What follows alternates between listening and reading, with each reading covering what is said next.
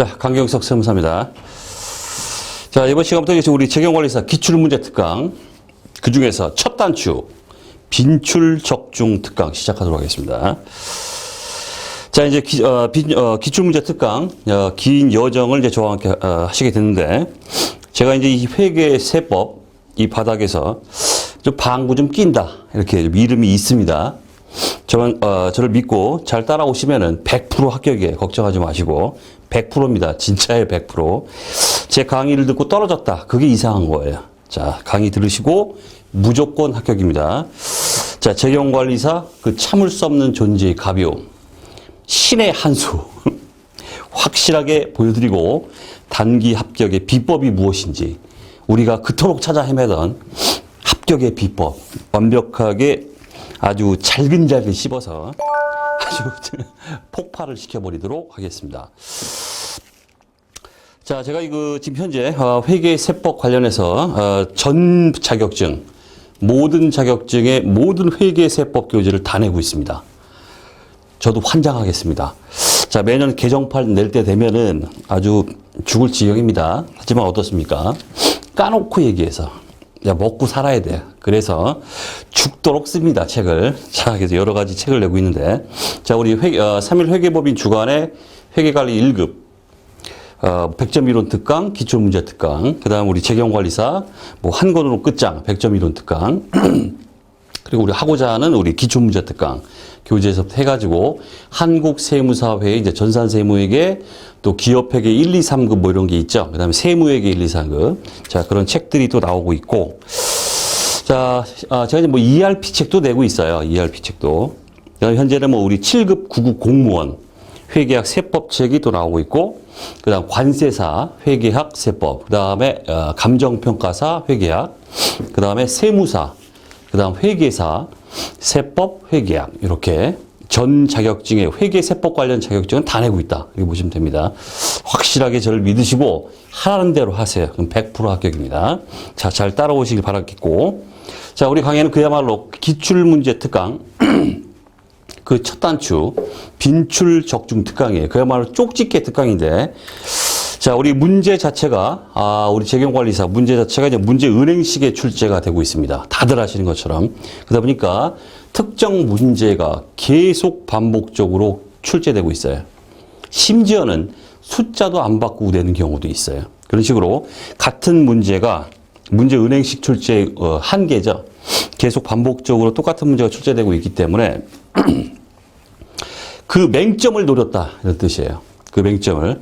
자, 우리 기출 문제가 이제 나오게 되면은 1회부터 2회, 3회 막 나오게 되는데 매회 문제마다 거의 유사한 문제, 똑같은 문제가 출제가 되기 때문에 매회 문제를 다 하나하나 검토할 필요가 없어요. 그건 정말 매일 땅에 헤딩하는 짓이에요, 그거는. 매회 똑같은 문제를 왜 똑같은 문제를 또 하고 있습니까? 그렇기 때문에 자주 나오는 문제, 핵심적인 문제, 그 다음에 똑같은 문제에다가 이제 최신 유형, 신유형 문제가 이렇게 추가돼서 출제가 되고 있기 때문에 새로 나온 신유형 문제, 그걸 딱 하고 또 우리 복원된 기출 문제들이죠. 한번 쫙 셀프 테스트로 자가점검 차원에서 과연 내가 합격을 할 수 있는가? 나의 위치는 지금 어디에 와 있는가? 그런 걸 갖다가 해보면서 이제 테스트 용으로 기출 문제를 한번 실전용으로 한번 풀어보시고 그러면 기출 문제 끝입니다. 자, 먼저 우리가 하고자 하는 이제 빈출 적중 특강.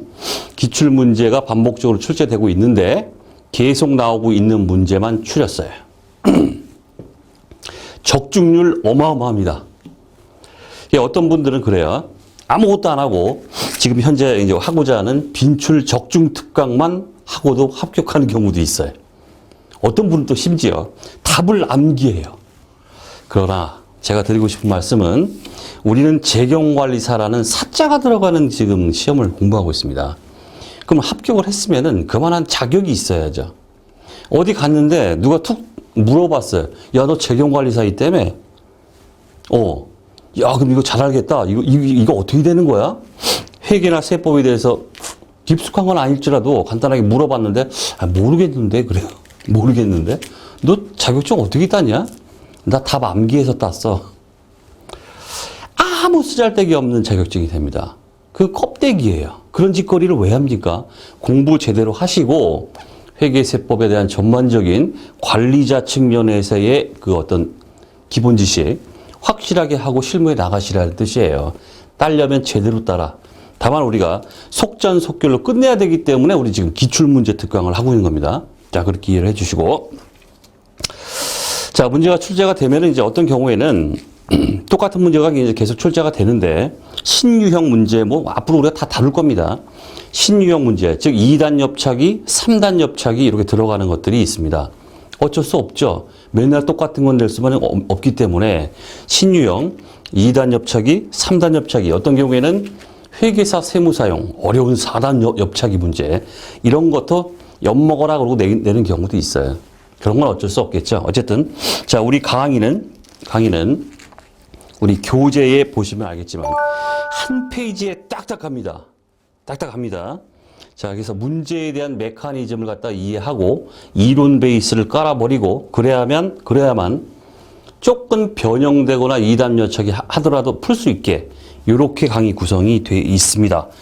그래서 핵심 이론 강의까지 병행을 할 거니까 그렇다고 뭐 핵심 이론을 장황하게 전부 우리 기본 강의 하듯이 다 하겠다는 얘기는 아니고 시험에 빈출되고 있는 이 문제를 풀기 위한 기초 베이스, 기본 베이스 이론이 어떤 것인가. 또 그걸 알게 되면은 빈출 문제 이외에 2단 엽차기 된 문제가 나왔을 때도 이론 베이스가 있기 때문에 풀 수 있습니다. 그렇기 때문에 신유형 문제도 맞출 수 있어요. 이 강의를 통해서.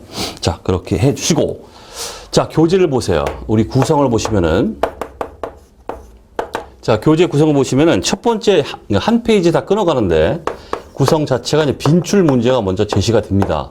빈출 적중 문제, 빈출 엄선 문제입니다.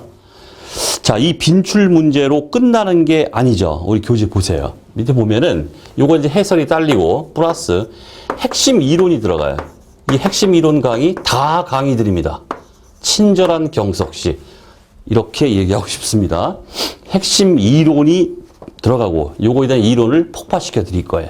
강의를 통해서 드릴 거고 요걸로 끝나느냐? 아쉽죠?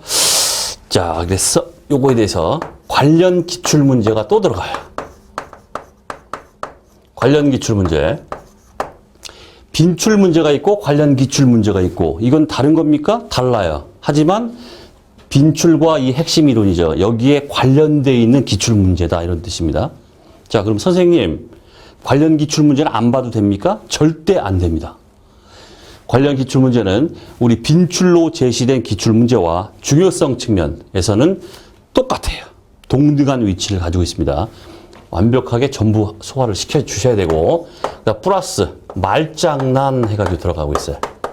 말장난. 자, 이 말장난은 우리 객관식 야부리 문제죠. 야부리 문제를 쫙 펼쳐보시면 다음 중 틀린 것은 하고 나옵니다.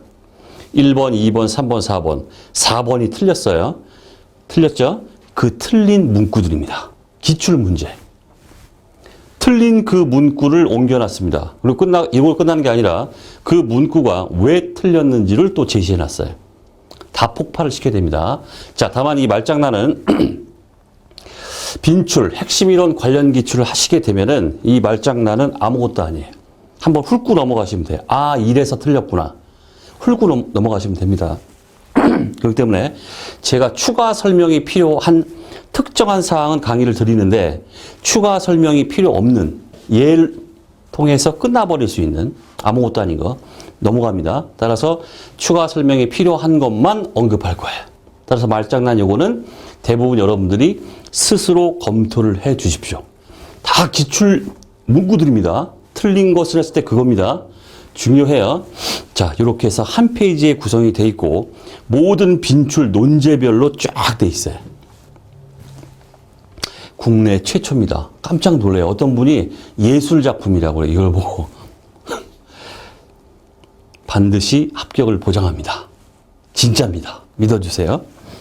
자, 그래서 우리 강의 그 구성 자체, 페이지의 그 교재 구성은 자, 이런 식으로 되어 있다. 자, 말씀드리고. 그 다음. 뭐라 그럴까요? 우리 마음가짐 해볼까요? 자, 제가 좀 잔소리가 좀 많은 편인데 두 가지만 딱 언급을 간단하게 하겠습니다. 자, 우리는 사자 들어가는 지금 자격증을 따려고 지금 앉아 있어요. 단기간에, 그것도 단기간에 이 합격증을 거머쥐어야 됩니다. 장수생들, 합격에 떨어지죠? 꼭 떨어져도 그 장수생들은 쓸데없는 것들을 막 공부해요. 69점으로 떨어져도. 그렇기 때문에 수석 불합격을 해요.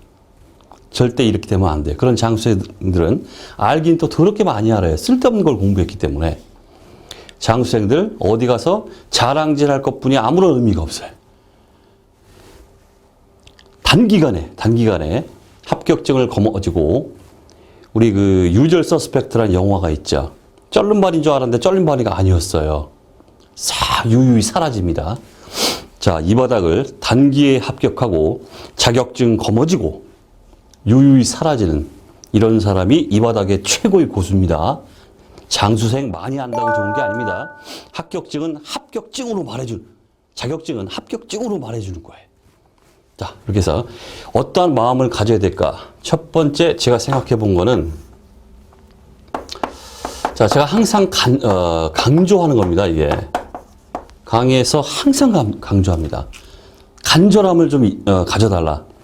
간절함이 없이는 어떤 것도 될 수가 없습니다. 간절함이 있다. 따고 싶다. 저건 내 거다. 한 명을 뽑더라도 그게 나다. 간절함. 따야겠다. 이런 간절함이 있으면은 공부하는 자세가 180도가 확 달라져요. 사람이. 이런 마음속에 스스로 한번 생각을 해보세요. 야, 나는 지금 재경관리사를 따고 싶은 어떤 간절함이 있나? 정말 내 마음속에 내가 뭐 취미생활을 하고 있나? 간절함이 있나? 여러 가지로 한번 생각을 해보세요. 마음에 손을 얹고 한번 생각을 해보십시오. 간절함이 있어야 됩니다. 간절함이 없다. 취미생활을 하고 있다. 그러면 빨리 이 바닥 뜨세요. 자, 첫 시간에 이 바닥 뜨라고 하니까 좀 뭐하긴 한데, 여기에 투입되는 경제적인 요소, 사람의 이 정신적 스트레스, 이 모든 거, 그걸 왜 하고 있습니까, 그걸? 취미생활 하고 있다? 빨리 뜨세요. 너무 지금 모든 걸 지금 희생당하고 있어요, 우리가. 그러지 마십시오. 그 모든 정력을 딴 데 쏟으면 더 큰일 할 수 있어요. 나 가슴에 손을 얹고, 정말 내가, 이거, 진정성을 가지고, 간절함을 가지고 내가 공부를 하고 있는가? 아니면 남들 공부하니까 뭐 무의도식하기도 뭐하고 책 펴놓고서 취미생활 하듯이 공부하고 있는가? 마음에 손을 얹고 딱 판단을 하셔가지고 취미생활인 것 같아. 빨리 접으세요. 이 바닥 뜨세요. 그래야 여러분들 주위에 있는 사람도 편해지고 본인도 편해지고 딴 데 가서 딴 일 하십시오.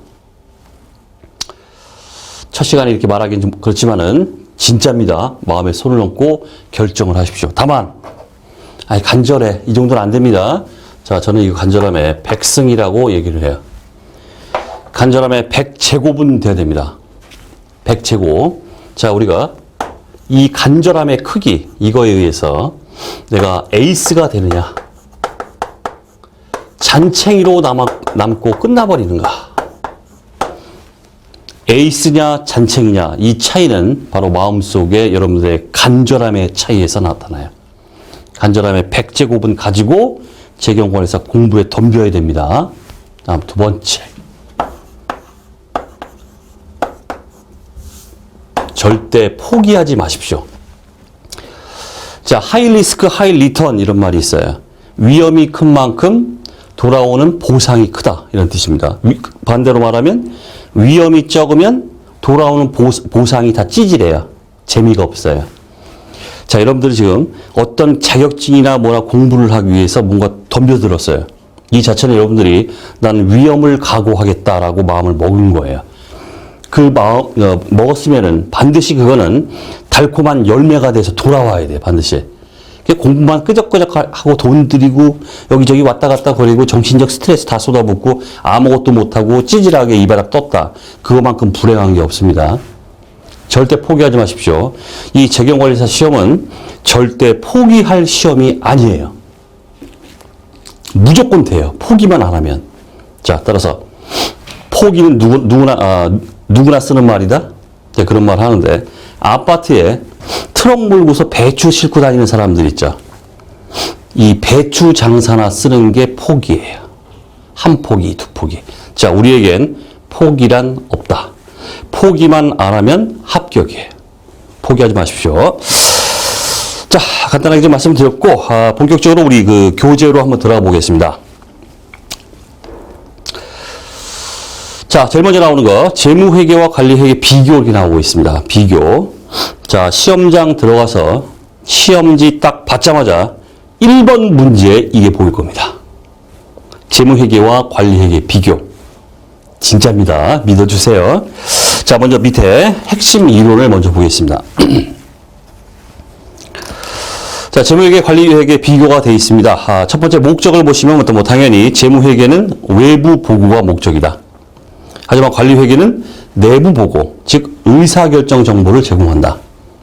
자, 예를 들어서 하이브리드 자동차 시장에 내가 어떤 회사가 있는데 하이브리드 뭐 잘 나간대 뭐 해가지고 하이브리드 자동차 시장에 내가 침투를 할 것인가, 진출을 할 것인가 말 것인가 쫄따구들한테 딱 시키죠. 야, 나가서 시장 조사해봐. 이게 어떤 수익성이 있는 건지, 우리가 이 시장에 침투를 하게 되면 잘 팔아먹을 수 있는지, 매출액이 얼마나 될지 한번 시장 조사해봐. 그랬더니 보고서를 막 작성하죠. 회장님, 쫄따구가 이제 그래요. 한글 엑셀로 멋지게 막 작성해가지고 회장님 진출하십시오. 요거 쩐이 좀 됩니다. 쇠가 좀 들어올 것 같아요. 그런 거예요. 자, 이런 것들 내부 보고가 바로 관리회계의 목적이다. 이런 거고, 재무회계는 우리 증권시장이나 한국거래소 이런 쪽이 이제 회사의 수익성이나 재무 상태, 경영 성과 이런 것들에 대해서 재무상태표나 포괄손익계산서가 이제 공시가 되죠. 자, 그런 목적이다. 뭐 기초적인 내용이고. 자, 그러다 보니까 회계 정보 이용자는 당연히 재무회계는 뭐 주주, 채권자 등의 그 외부 이해관계자 포인트죠, 이게. 그다음 관리회계는 말씀드렸던 경영자 같은 회장님, 이런 내부 이해관계자가 이제 회계정보 이용자다. 그다음 보고 서류.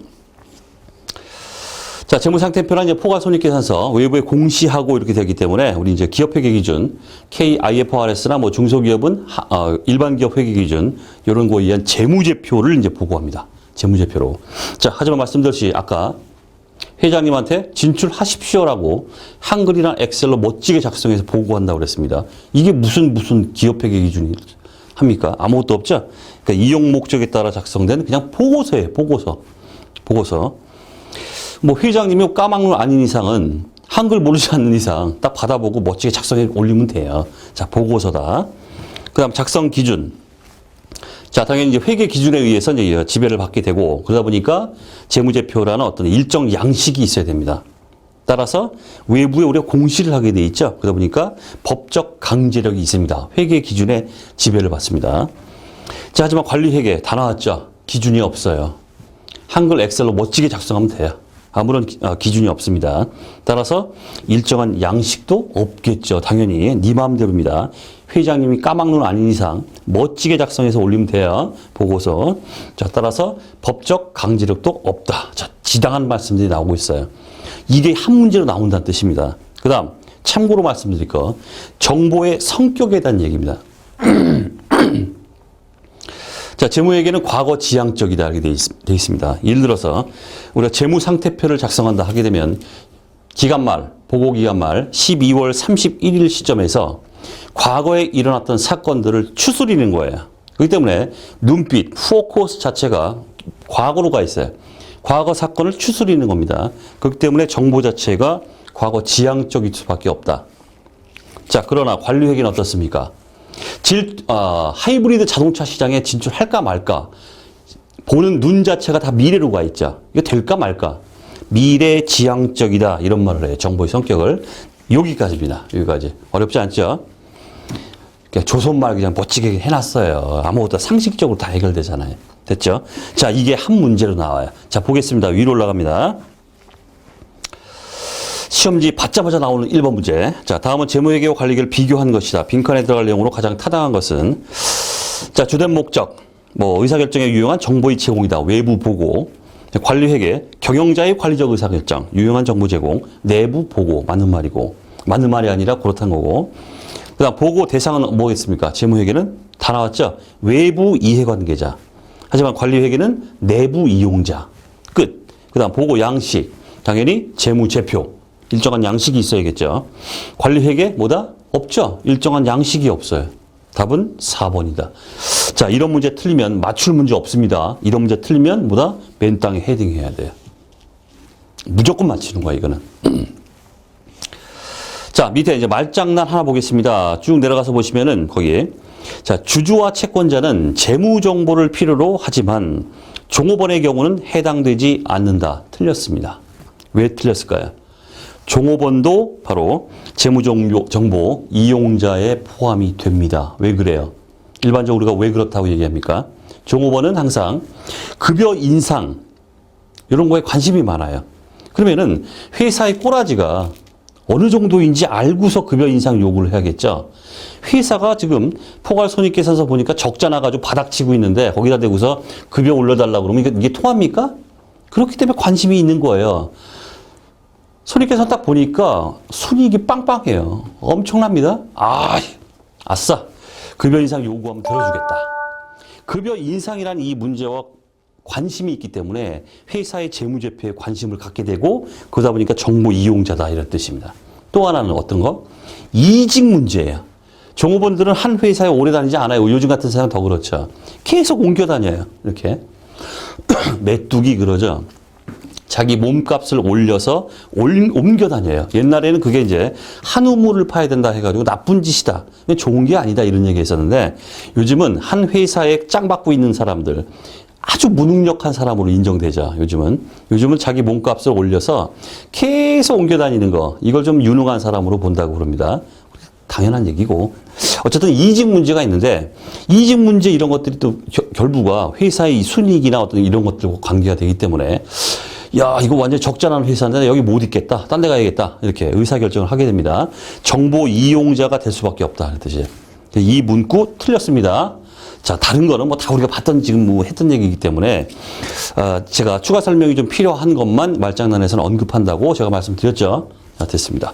자, 다음으로 넘어가겠습니다. 자, 문제지 딱 받으면 제 2번 문제로 등장하는 문제입니다. 바로 국제회계 기준의 특징에 대한 얘기가 나오고 있어요. 자, 할 얘기 별로 없죠. 말씀드렸듯이 우리 이제 그 100점 이론 특강 한 권으로 끝장. 거기서 제가 말씀드렸듯이 국제회계 기준의 특징 그냥 키워드 중심으로 땅땅땅땅 끝. 게임 끝이에요. 자, 밑에 핵심 이론 보겠습니다. 자, 국제회계 기준의 특징 먼저 하기 전에 예를 들어 우리나라에 삼성전자가 있다 하게 되면 자, 이 삼성전자는 우리나라 한국거래소에만 상장이 되어 있는 게 아니죠. 다른 외국에도 상장이 되어 있습니다. 그렇기 때문에 우리나라만의 어떤 그 회계 기준에 의해서 작성된 걸 한국에 제출했다 하게 되면 외국의 나스닥 시장이나 이렇게 외국에 제출할 때는 재무제표를 국제회계 기준에 의해서 재무제표를 변환을 시켜야 돼요. 그러니까 이중고를 겪게 된다는 뜻입니다. 자, 따라서 우리도 국제회계 기준을 도입하자. 그래서 국제회계 기준에서 딱 작성한 게 한국, 외국에 다 통용되게 하자. 이렇게 이제 도입이 된 건데 어쨌든 우리 상장법인에 대해서는 한국채택국제회계기준 KIFRS가 이제 채택이 됐고 전 세계 이제 150개국이 지금 채택이 돼 있습니다. 하지만 이제 비상장 같은 경우에는 KIFRS 좀 회계 비용이 좀 많이 들어요. 종종만 좀 상이한 면이 있기 때문에 따라서 일반 기업 회계 기준을 의해서 비상장은 작성하도록 이렇게 돼 있습니다. 회계 비용 측면에서 좀 덜어주는 거죠.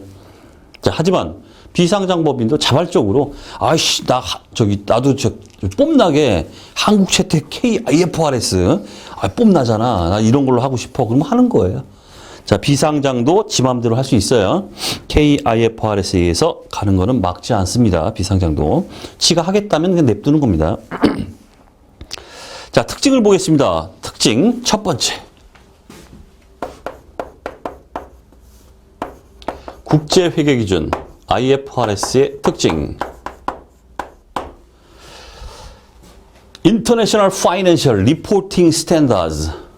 직역하면 뭘까요? 국제적으로 국제 재무 보고 표준 이런 얘기인데 우리는 이건 이제 한국 채택 국제회계기준 앞에 붙여가지고 코리아 이렇게 하고 있죠. 첫 번째 특징 키워드 원칙 중심 키워드 이것만 하면 땡이다 그랬죠. 원칙 중심, 끝. 자, 일명 프린시플 베이스드. 원칙만 제시하고 나머지는 원칙에 벗어나지 않게 알아서도 하세요. 이런 뜻이에요. 기본 원칙과 방법론만 제시한다. 주의, 규칙 중심이 아니다. 엄청나게 나오죠? 룰 베이스드라고요. 규칙, 규정 중심, 규정.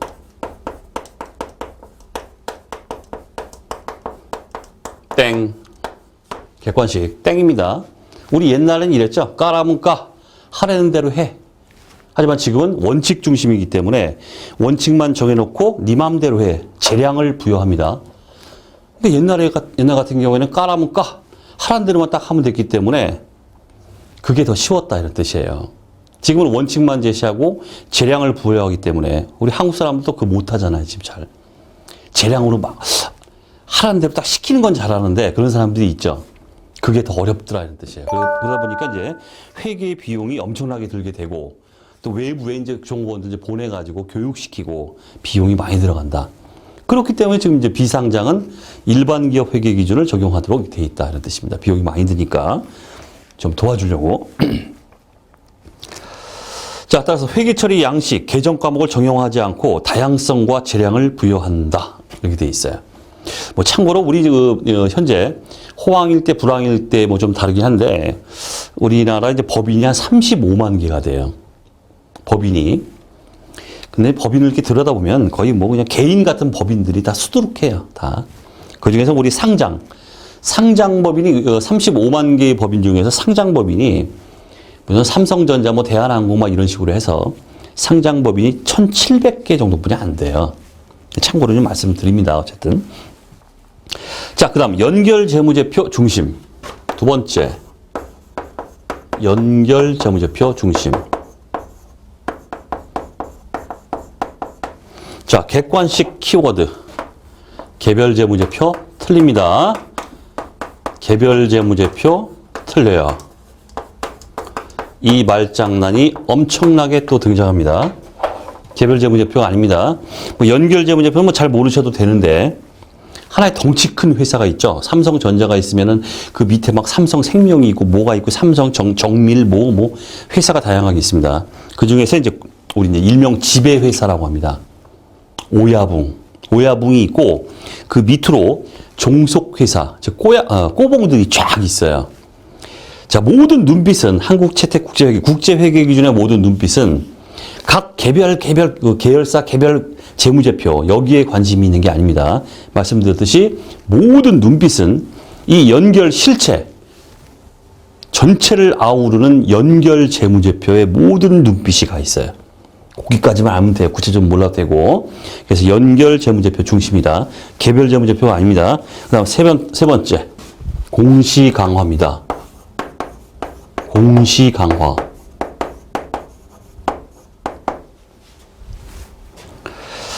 자, 공시. 재무제표를 다 작성했습니다. 그럼 맨 마지막에 추석을 달아야 돼요. 추석. 별지에다가 실무자들이 미쳐버린다 이런 뜻이에요. 이 주석을 통해서 요구하는 것들이 너무나 많기 때문에 이게 바로 공시 강화예요. 공시 강화는 추석을 통한 많은 공시 항목을 요구한다. 따라서 실무자들이 미쳐버린다. 재무제표를 다 작성하고 난 후에 주석사항으로 규정된 것들이 어떤 게 있는지 일일이 찾아서 다 추석에 기록을 해야 돼요. 어쨌든 자, 그렇게 추가적인 설명을 너무나 많이 요구하고 있다. 네 번째 바로 공정가치입니다.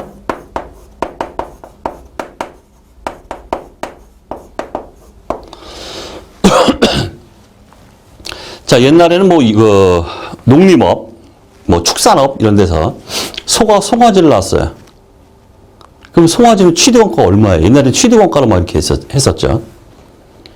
그럼 송아지, 차변에 송아지 잡고서 대변에 그럼 이게 취득원가가 얼마지? 몰랐죠.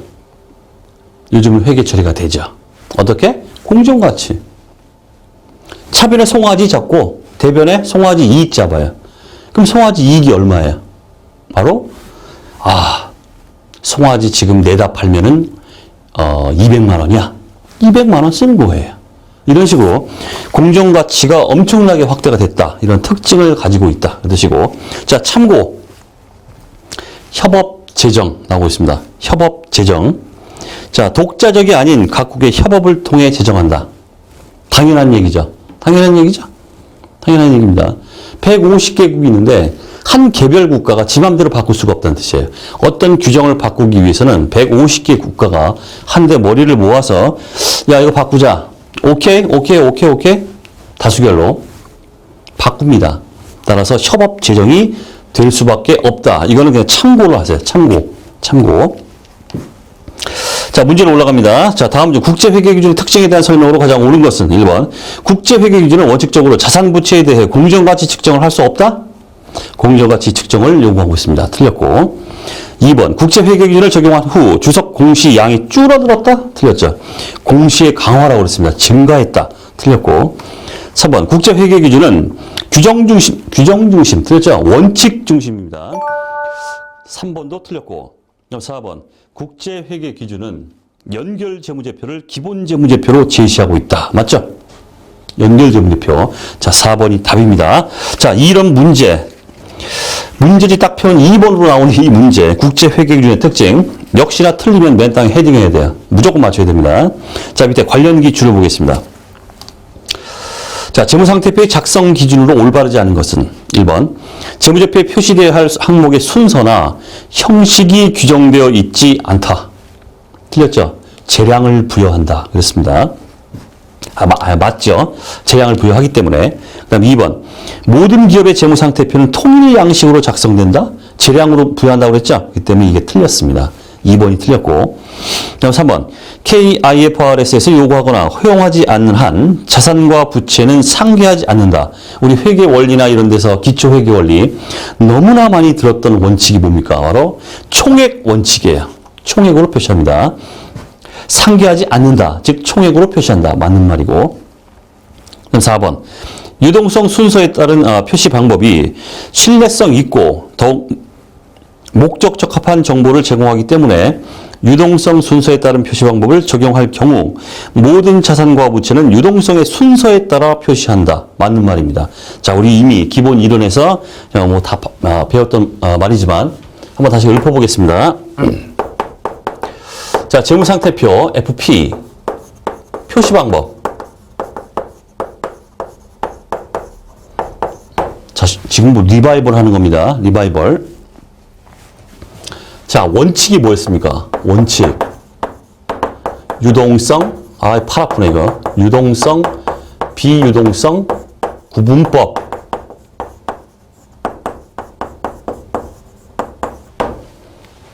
예외적으로, 지금 나오고 있는 것처럼, 뭐, 신뢰성 있고 목적 적합하다. 그런 경우에는 예외적으로, 일명, 유동성 배열법, 그러자.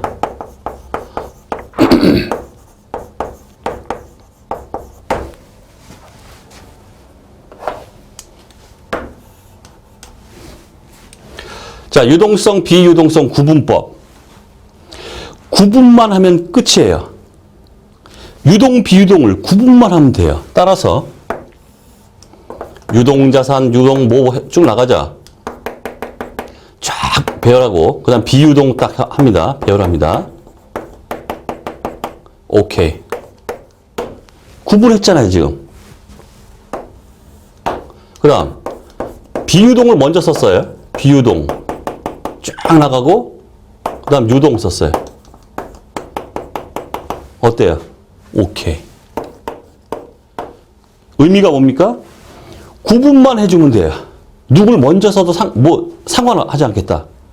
유동과 비유동을 구분만 해줘라. 이게 바로 유동성, 비유동성 구분법이고, 그 다음 예외적으로 더 신뢰성 있고 목적 적합하다. 이럴 경우에는 예외적으로 보다 유동성 배열법.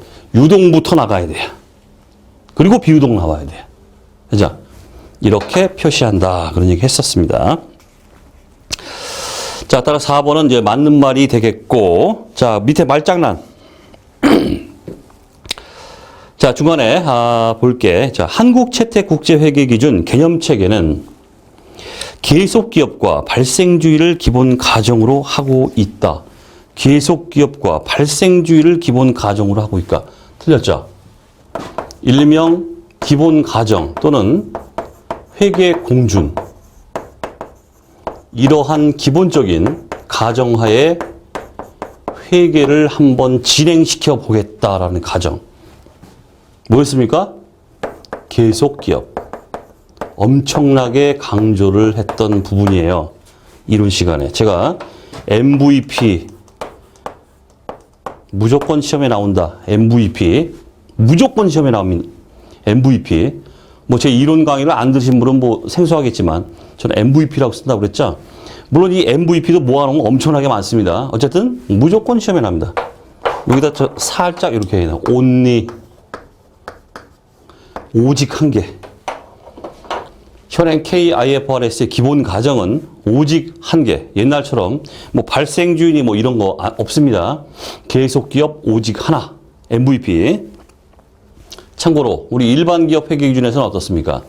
기업 실체, 그다음 뭐 계속기업, 그다음 기간별 보고 뭐 이런 것들이 있죠. 하지만 KIFRS는 오직 하나. 계속기업입니다. 자, 따라서 틀린 말이 되겠고. 자, 또 하나 보죠, 밑에. 자, 개념체계와 KIFRS가 상충되는 경우에는, 자, 중요한 얘기 또 나왔죠, MVP가.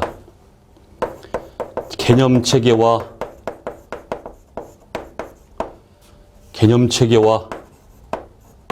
KIFRS의 구체적인 규정. 두 개가 어떻게? 서로 다른 말을 하고 있다.